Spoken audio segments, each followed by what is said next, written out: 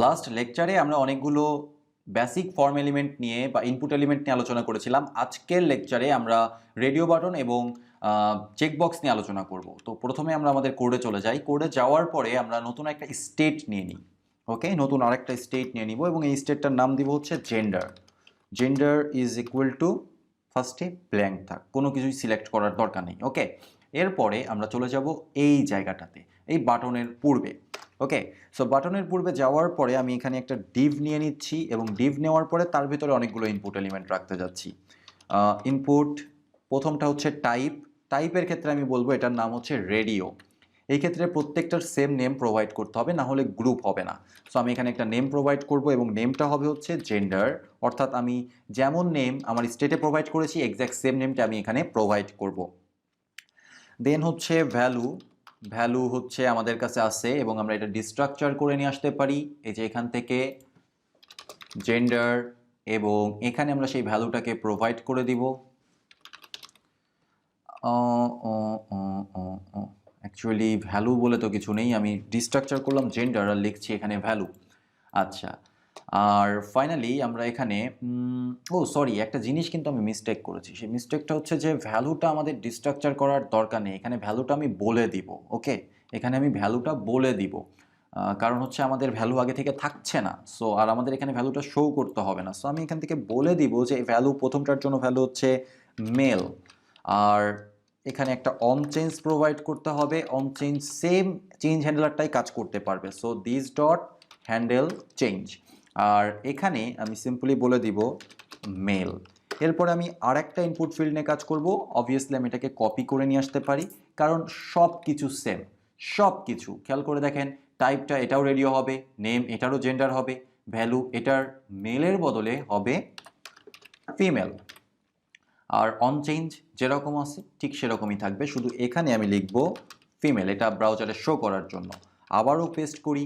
এবার আমরা টাইপ দিব রেডিও, নেম দিব জেন্ডার, ভ্যালু দিব ফিমেলের বদলে আদার, আর এখানে অন চেঞ্জটা সেমই থাকবে এবং ফাইনালি আমি এখানে লিখে দিব আদার। That's all. এবার আমি সেভ করি, সেভ করে ব্রাউজারে যাই, দেখার চেষ্টা করি। খুব কাছাকাছি এসছে, খুব বাজেভাবে এসছে, ইট ডাজন্ট ম্যাটার।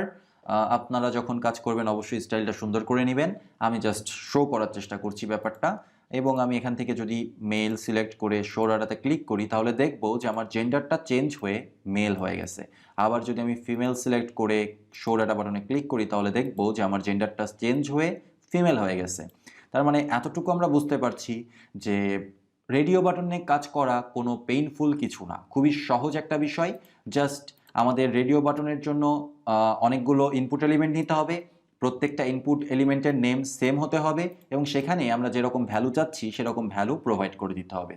আর যে এক্সিস্টিং চেঞ্জ হ্যান্ডেলারটা আমাদের আগে থেকেই ছিল সেই চেঞ্জ হ্যান্ডেলারটাই এটাকেও কাজ করতে পারবে, এটাকেও হ্যান্ডেল করতে পারবে, কোনো রকম কোনো প্রবলেম নেই। এবার চলে যাওয়া যাক চেক বক্সের কাছে।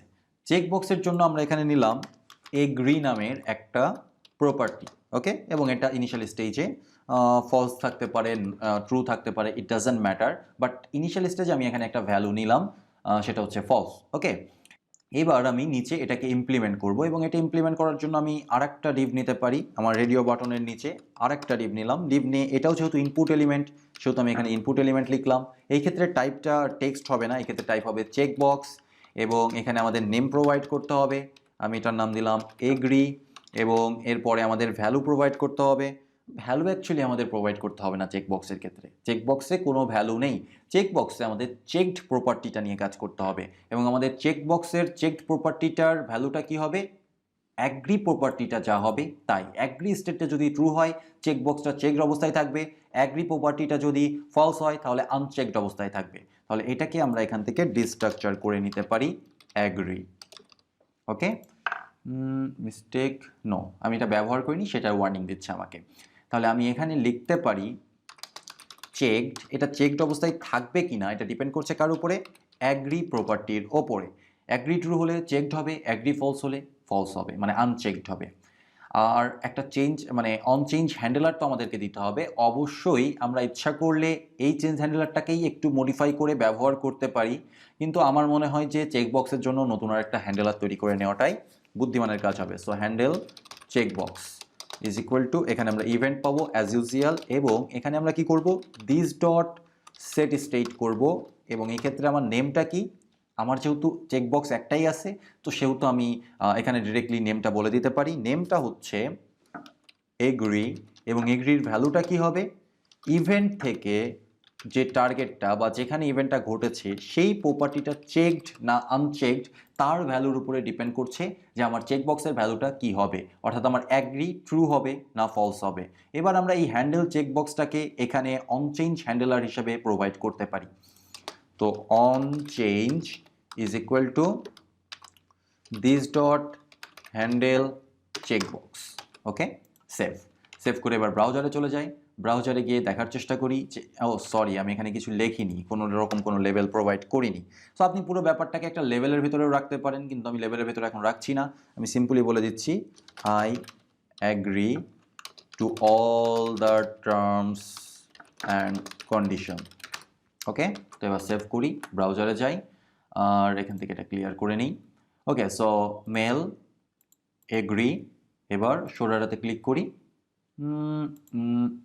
খেয়াল করেন যে আমার সব কিছু, জেন্ডারটা আমি চেঞ্জ করেছি, মেল, এগ্রিটাতে ট্রু করেছি তাই ট্রু। আর এখানে যদি আমি ফলস করে দিই আবার ক্লিক করি, তাহলে এবার আমার শোল্ডারটাতে এগ্রিটা আসবে ফলস। আবার আরেকটা জিনিস খেয়াল করেন, আমার ইনিশিয়াল স্টেটে এগ্রিটা ফলস করা আছে, তাই ওটা আনচেকড অবস্থায় থাকছে। আমি যদি এটাকে ইনিশিয়াল স্টেজে ট্রু করে দিই, তাহলে এটা দেখেন প্রথম থেকেই চেকড অবস্থাতে আসবে। ওকে, প্রথম থেকেই চেকড অবস্থাতেই আসবে। সো আমার মতে এটা ফলস করে দেওয়াই বুদ্ধিমানের কাজ হবে। এবং ফাইনালি আমরা আমাদের অ্যাপ্লিকেশনের যেটা তৈরি করলাম অনেকগুলো ইনপুট এলিমেন্ট নিয়ে, সেটার একটা টেস্ট করা যাক। Okay, so H Naim, select country Bangladesh, full stack JavaScript developer, then birthday হচ্ছে 21/01/1997, মেল, এবং I agree, show data. Wow, everything is working perfectly. এই প্রত্যেকটা ইন্ডিভিজুয়াল ইনপুট এলিমেন্ট নিয়ে কীভাবে কাজ করতে হয়, কীভাবে হ্যান্ডেল করতে হয়, সেই বিষয়গুলো আমরা বুঝে গিয়েছি।